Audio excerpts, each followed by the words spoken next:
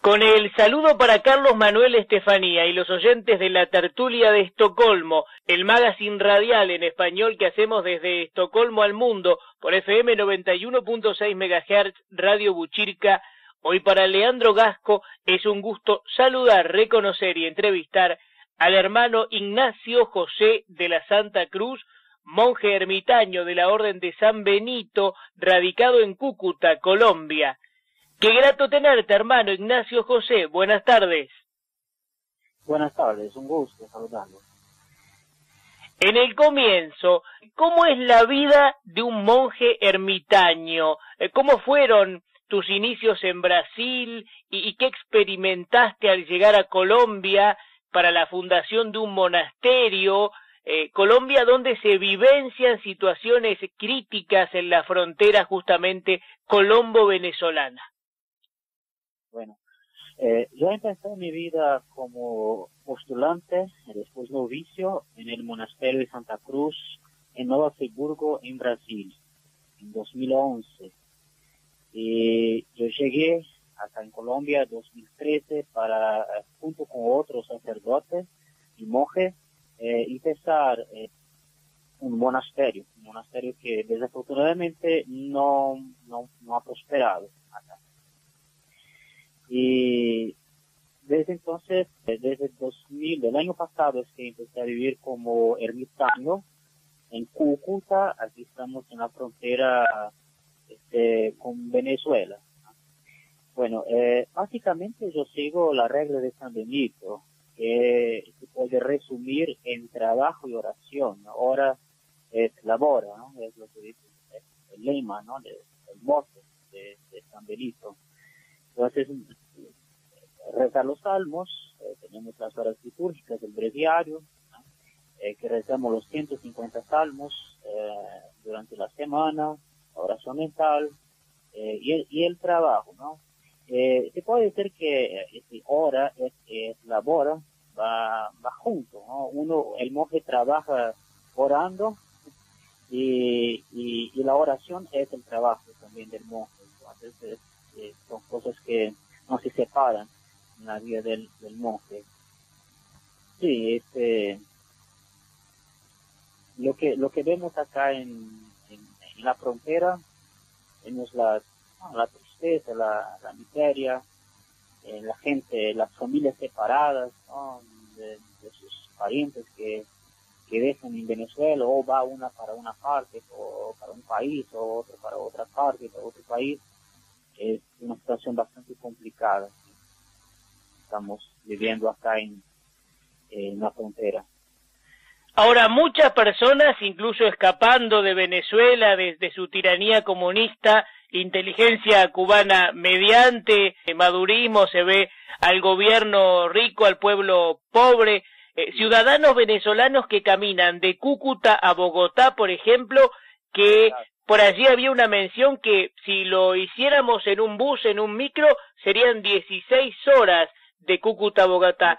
Imaginemos eso a pie y pasar a lo mejor por regiones de gran altitud, y literalmente morirse de frío o tal vez deshidratados también, según el lugar, la circunstancia. Así de triste es este entorno que viven. Sí, exacto. Eso, lo que pasa en Colombia, ¿no? Que hay lugares de gran altitud y que es bastante frío. Acá en Cúcuta es baja altitud y mucho calor, es al revés, y sufren con el calor. A medida que van caminando hacia Bogotá, van por lo que se llaman los páramos, y ahí es mucho frío y hay muchos que no llegan a cumplir, a llegar a su destino, ¿sí? Que llegan a morir de frío ahí por los páramos. Válgame Dios. Bien.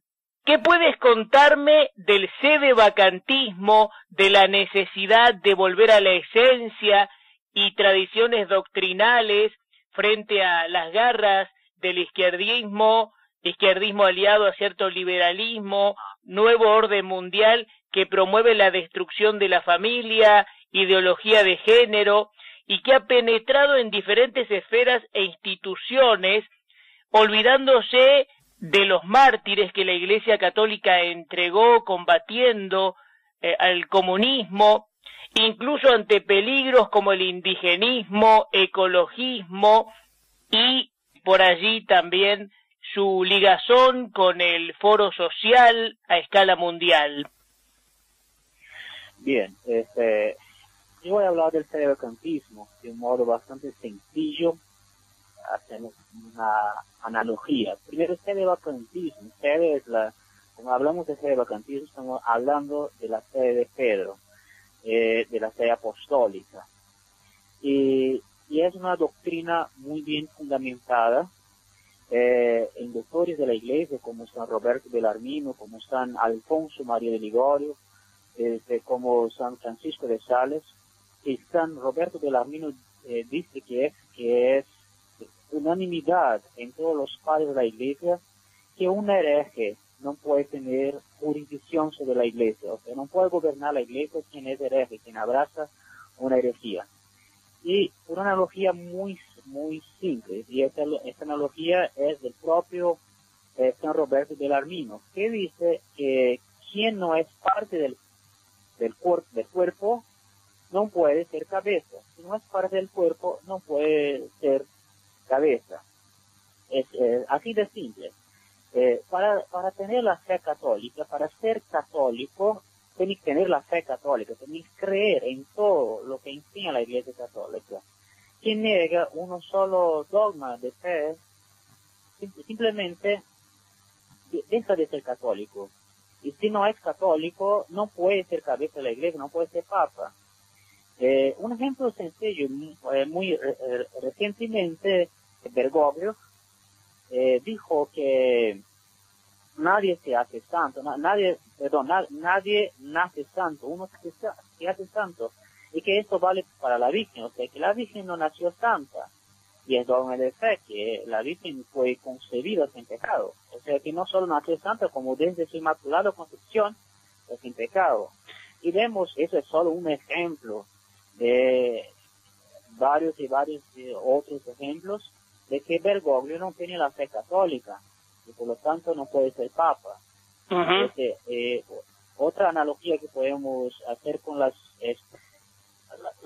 propias, no sé cómo es en tu país, pero acá en Colombia, en Venezuela, en Brasil también, creo que en Estados Unidos también, y usted puede confirmar si Argentina es así o no, alguien para ser el jefe, la cabeza de la nación, o sea, el presidente, tiene que ser parte del país, tiene que ser ciudadano del país. Si no es ciudadano del país, no puede ser cabeza de la nación. Es lo mismo vale para la Iglesia Católica.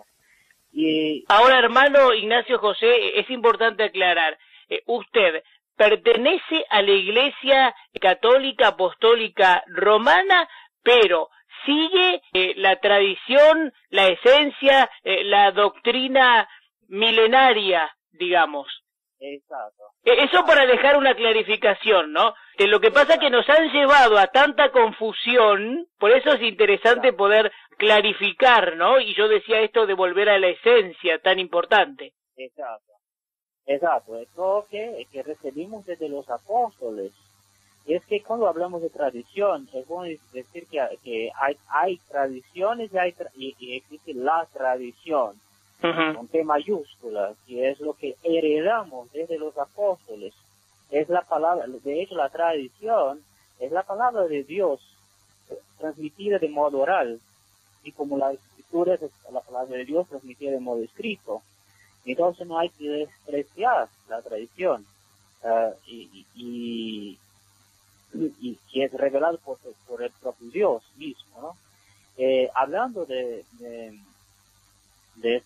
todos estos temas del izquierdismo, del liberalismo, y toda esta degeneración que vemos en el mundo de hoy, la Iglesia, tanto en el siglo XIX como en el siglo XX, al inicio del siglo XX, podemos hasta decir antes, podemos hablar de Gregorio XVI, ha propuesto un combate en contra de todo esto con la doctrina social de la Iglesia. Y nada más es, y podemos resumir toda esta doctrina social de la Iglesia en una palabra o una sentencia, que es el reinado social de nuestro Señor Jesucristo, que Cristo debe reinar en la sociedad, que Cristo debe reinar en las leyes, debe reinar en la enseñanza, ¿no? En los colegios, en la escuela, en las facultades, en las ciencias, en todo Cristo debe reinar. Ahora, es bueno que Cristo reine en todos los lugares, y es malo que los hombres se alejen de esa doctrina y que abracen, como ha ocurrido en algún momento, confusas doctrinas o movimientos como la teología de la liberación, etcétera, ¿no? Exacto. Sí, que de hecho no hay nada de teología ahí, ¿no? Ah, claro que no. Claro que no. Hay una revolución que busca justamente deformar todas esas cuestiones y acercarse al socialismo, a la revolución y a todo eso que nada tiene que ver con los principios cristianos. Exacto. No, la teología de la liberación fue hecha por comunistas mismos infiltrados en la Iglesia. ¿Ah? Qué grave esa palabra, infiltrados en la Iglesia, ¿no? Y que deja mucha tela para cortar también, incluso viendo ciertas acciones de socialdemócratas y de distintas instituciones. Por eso cuando yo nombraba recién tanto lo de la ideología de género como lo del ecologismo social, como dicen por ahí, porque meten esa palabra por todos lados. Exacto. Exacto, así es. Ahora, pensaba, hermano, Monseñor Lefebvre, volvía a la claridad luminosa de Plinio Correa de Oliveira, de su Brasil natal, y quería que nos cuente cómo es la misa tridentina, su labor catequística y la espiritualidad benedictina. Bueno, la misa tridentina, que es la misa que San Pío V codificó, instituyó para toda la Iglesia de rito latino. Se puede decir que esta es una misa que se desarrolló desde Roma, desde el apóstol San Pedro en Roma, y que tiene la forma actual desde San Gregorio Magno, que a 15 siglos, ¿no? Tenemos la misma forma con casi ningún cambio, poquísimos cambios. Ahora, cuando se habla de misa tridentina, podríamos decir así fácilmente la misa de siempre. La misa de siempre, sí, fácilmente, como le digo, viene desde Roma, desarrollando, hasta llegar a la forma actual desde San Gregorio Magno, o sea, desde siempre, claro. Y es la misa que expresa de modo profundo lo que es la teología de la Santa Misa, y es cumplir los deberes del hombre para... Sí, es cumplir los deberes del hombre para con Dios, que es de adorar a Dios, ¿no? De pedir gracias para salvar su alma, de pedir perdón por sus pecados y de agradecer a Dios por sus beneficios. Sí, proseguimos, estábamos hablando justo sobre los grandes hombres como Monseñor Lefebvre, Plinio Correa de Oliveira, y también las características de la misa tridentina y cómo se desarrolla la labor catequística y de espiritualidad benedictina. Bien, claro que sí. Entonces estábamos hablando de la misa tridentina, ¿no? Y ¿cómo es la misa tridentina, no? La misa tridentina se celebra en latín, se celebra frente a la gente, dice de espaldas al pueblo, no, pero no, la gente está de frente para Dios, el sacerdote y todo el pueblo de frente para Dios, ¿no? Y también hay mucho silencio, hay mucho espacio a la contemplación del misterio que está siendo celebrado, ¿no? ¿Qué es la misa? La misa es el sacrificio de Cristo que se renova en el altar. Y justamente nuestra labor catequístico es justamente enseñar esto a la gente, a ayudar a la gente a volver a la misa de siempre, a la doctrina de siempre, lo que siempre la Iglesia ha enseñado, y enseñar lo que es la misa, lo que es la teología de la Santa Misa, como enseñó el Concilio de Trento, y según las palabras del cardenal Ottaviani Bache, que la misa nueva se aleja del Concilio de Trento en todo, en los detalles, lo que he enseñado por el Concilio de Trento sobre la teología del santo sacrificio de la misa. Bueno, la espiritualidad benedictina, lo que podemos decir de nuestra orden, que siempre fue de las más importantes, de las más grandes y de las más antiguas de nuestra Santa Iglesia, ¿no? Pues fundada por nuestro padre San Benito, siglo V, y ayudó a construir la civilización, hoy lo que conocemos de civilización occidental, que está acabando. Quizás la orden de San Benito puede ser una luz, por eso me gustaría fomentar la benedictina, que puede ser una luz para ese tiempo, para rescatar esta civilización que está se corrompiendo. En Edad Media llegó a haber 60.000 monasterios en Europa, y llegó a haber monasterios con 2.000 monjes, y a través de la espiritualidad de los monjes, de la santa regla de San Benito, los bárbaros empezaron a aprender los valores cristianos y aplicar los valores cristianos a su vida diaria, y así se fue construyendo, ¿no?, la civilización occidental. Hoy podemos decir que como con la corrupción que hubo después del Concilio Vaticano II, podemos decir que ya no hay monasterios, que ya no hay más la vida benedictina, y con esto también se va degradando también, ¿no?, se viene degradando también la vida, la civilización, ¿no?, después de más y más, ¿no?, después del Concilio Vaticano II, este desastre que fue el Concilio Vaticano II. Ahora, ¿qué nos podemos encontrar si nos introducimos mencionando las nuevas tecnologías en www.facebook.com/benedictus.birthday? Birthday es con I latina y B corta, www.facebook.com/benedictus.birthday. Bueno, por ahí estoy todos los días tengo publicado un poco de la regla, de la Santa Regla de San Benito, porque la regla de San Benito, el espíritu de la regla, puede de algún modo ser aplicado al mundo, a la gente, a los que no son monjes, puede de algún modo aplicar la Santa Regla de San Benito. Y, por ejemplo, lo que publiqué ayer, por ejemplo, que dice que nada anteponer al amor de Cristo. Y eso casi que es un pilar de la Santa Regla, hacer todo por amor de Cristo y nada anteponer al amor de Cristo. Eso no es para los monjes, todo cristiano debe tener esta meta, ¿no?, de nada anteponer al amor de Cristo.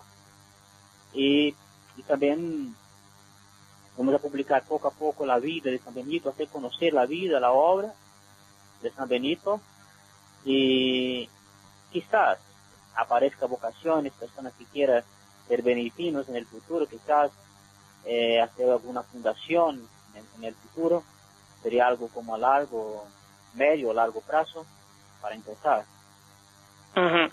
Ahora, estimado hermano Ignacio José de la Santa Cruz, ¿qué mensaje deseas transmitirle a los oyentes que ahora mismo te están escuchando por la radio desde Estocolmo al mundo, y precisamente a quien quiera sumarse a la orden? Bien. Repito esta pasaje tan bella de la Santa Regla, que está en el capítulo 5 de la Santa Regla, los instrumentos de la buena obra, de las buenas obras, que dice nada anteponer al amor de Cristo. Una de las preguntas que nos hace el catecismo: ¿para qué fuimos creados? Fuimos creados para amar, para conocer, amar, servir a Dios en esta vida y gozar de Él por toda eternidad. Este debe ser el eje que conduce nuestra vida, ¿no? Por donde debe girar toda nuestra vida, nuestras decisiones, nuestras acciones, el amor de Dios. Vivir para amar a Dios, es para eso que fuimos creados. Y la vida pierde todo sentido si no practicamos el amor de Dios y el amor al próximo por amor a Dios.